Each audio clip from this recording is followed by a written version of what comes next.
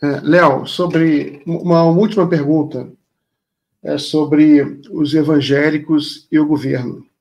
Saíram várias pesquisas, né, nas últimas semanas que mostram uma queda na avaliação do governo e a maioria delas mostra que essa queda foi muito concentrada entre evangélicos, o que foi associado automaticamente à declaração do Lula, né, contra Israel, falando em holocausto, aquilo que gerou muita crítica por parte de setores da imprensa mais ligados a Israel. O próprio Israel rebateu com muita virulência, né? O Netanyahu rebateu, o ministro de Relações Exteriores rebateu, o Israel Katz atacou Lula, né? Até hoje, toda semana ele ataca o Lula, até hoje.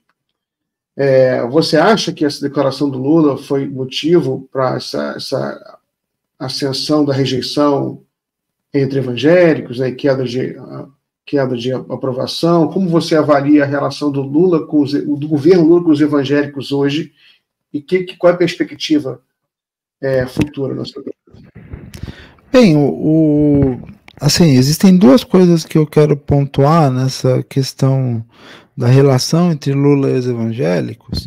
A primeira é a declaração do Lula em relação a Gaza e tal, e a resposta, que tem sido uma resposta sistemática, tanto que hoje saiu a notícia de que o Bolsonaro pediu o seu passaporte de volta para Alexandre de Moraes, porque o Netanyahu convidou ele para viajar para Israel. Então Israel está tentando utilizar esse momento político para tentar se legitimar e tentar usar a oposição do Brasil como interlocutora, tanto que o Tarcísio e o Caiado tiveram lá essa semana.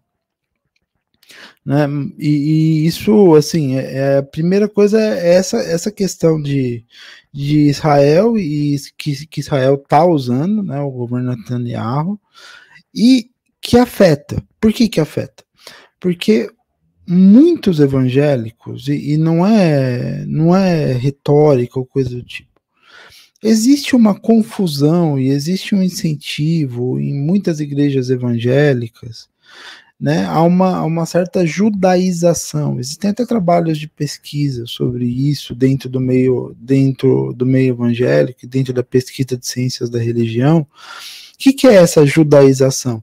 É a referência ao Estado de Israel como se o Estado de Israel político, que foi formado em 1948, que teve toda uma articulação política e que de certa maneira foi a origem desses conflitos que a gente vê ali na Palestina até hoje, fosse aquele Estado de Israel bíblico do Antigo Testamento.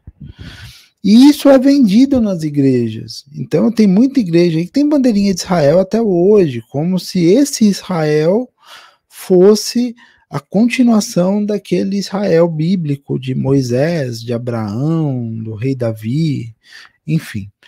E isso, dentro das igrejas, faz com que, quando o Lula critica esse Israel, é como se ele criticasse esse Israel bíblico. E isso é bastante explorado não só pelos bolsonaristas, mas pelos pastores judaizantes em geral. Óbvio, muitos deles são bolsonaristas, mas muitos deles não têm essa coisa de se assumirem politicamente. Então, o primeiro aspecto é que sim, isso provocou uma queda de avaliação do Lula entre o eleitor evangélico, que é um negócio que em algum momento pode ser corrigido. Só que aí entra o segundo problema. Qual que é o segundo problema? O segundo problema é que o bolsonarismo, ele, nesses 4 anos de governo Bolsonaro, e para falar a verdade, até antes da eleição de 2018, o bolsonarismo entrou nas igrejas, e o bolsonarismo ele entrou nas liturgias de culto até. Então, o Bolsonaro, e principalmente a Michelle, eles sabem utilizar aquela linguagem de igreja, que é uma linguagem própria, tem seus próprios jargões, para falarem com o evangélico. E então, para muitos evangélicos, o Bolsonaro e o bolsonarismo, e os bolsonaristas em geral são vistos como alguma coisa interna à igreja. Enquanto isso, o Lula, mesmo que não seja necessariamente o anticristo ou qualquer coisa do tipo, como alguns bolsonaristas querem vender, ele é visto como algo externo à igreja. E quem está interno à igreja está falando da sua filosofia de vida, da sua cultura, do seu jeito de viver todas as semanas.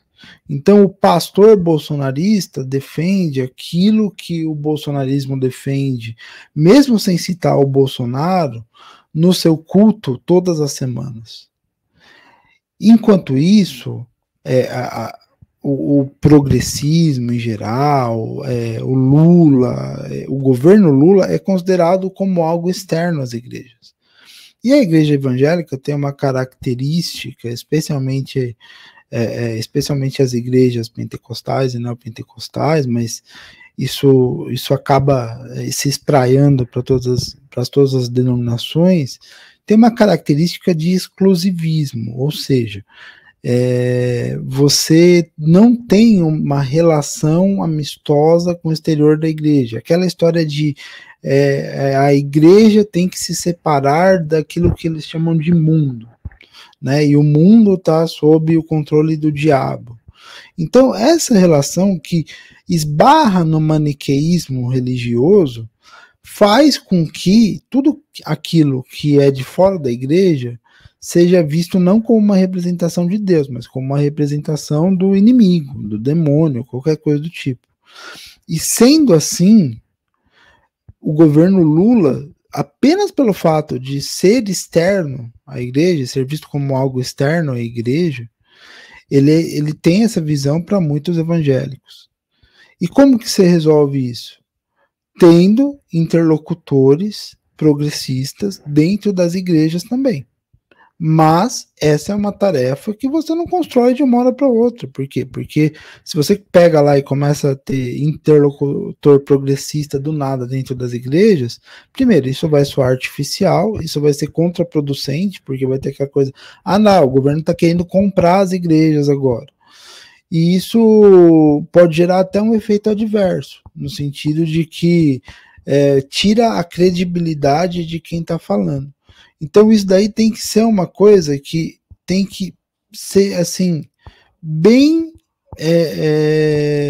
tem que ser assim bem cuidadosa, e é um processo de 2, 3, 5, 10 anos, não vai ser de um dia para o outro. Então é uma das situações mais complicadas do ponto de vista eleitoral, e é uma situação que é sensível a falas, por exemplo, uma fala do Lula sobre Israel faz com que a aprovação dele entre os evangélicos caia 10 pontos, é isso, né? E é um problema muito difícil de lidar, que você tem que ter uma estratégia de longo prazo e lidar passo a passo e mostrar que o governo Lula, não é que o governo Lula é um governo que está dentro ou fora da igreja, é um governo que governa para todos, para quem é da igreja e para quem não é da igreja, independente da religião.